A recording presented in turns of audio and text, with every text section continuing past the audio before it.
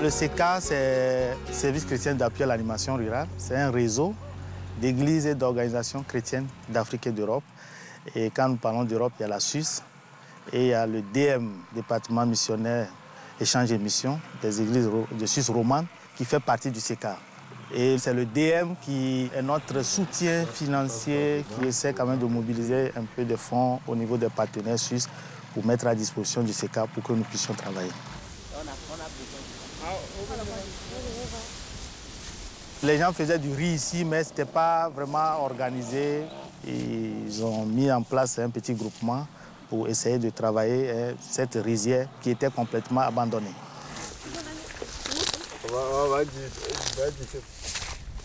Dans la production, dans le travail, SECA nous a accompagnés beaucoup. On ne maîtrisait pas le travail, donc le SECA nous a formés sur comment cultiver le riz et surtout, après la formation, ils nous ont accompagnés, ils nous ont visités et ça fait qu'on a vu beaucoup de différences. On a vu que tout ce qu'on faisait, c'est carrément hors de la manière de production. C'est-à-dire, au début, sur un hectare, on trouvait 1 tonne. Mais après la formation, cette année, on est arrivé à trouver 2 tonnes par hectare. Ça veut dire qu'1 tonne de plus.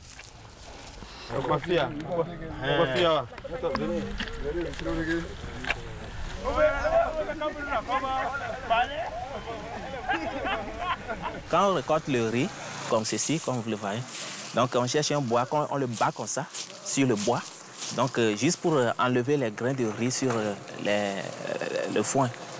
Il y a 2 écorces, on enlève la première et ensuite il y a une seconde qui est plus fine que l'autre. Donc on l'amène à la décortiqueuse, là où se trouve le moulin, mais c'est la machine qui le fait.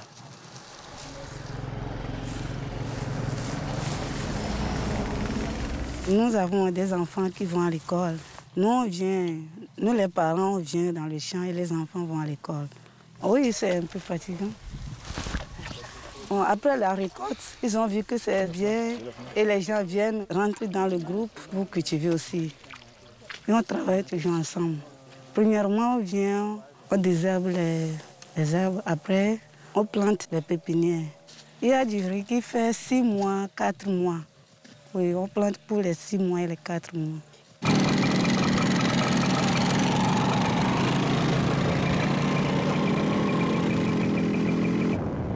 Au lieu de laisser ces jeunes aller rester seulement dans les temples pour dire que je prie, je vais prier, Dieu fera tout, il faut les amener à comprendre qu'ils peuvent faire quelque chose de leurs mains pour pouvoir survivre, pour pouvoir vivre et s'occuper de leur famille.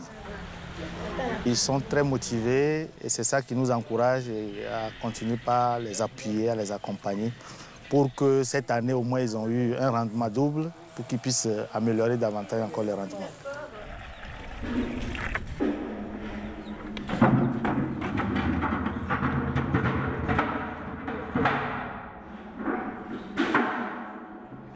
Je peux dire que s'il n'y a pas le riz, ça veut dire qu'on va quitter pour chercher du travail.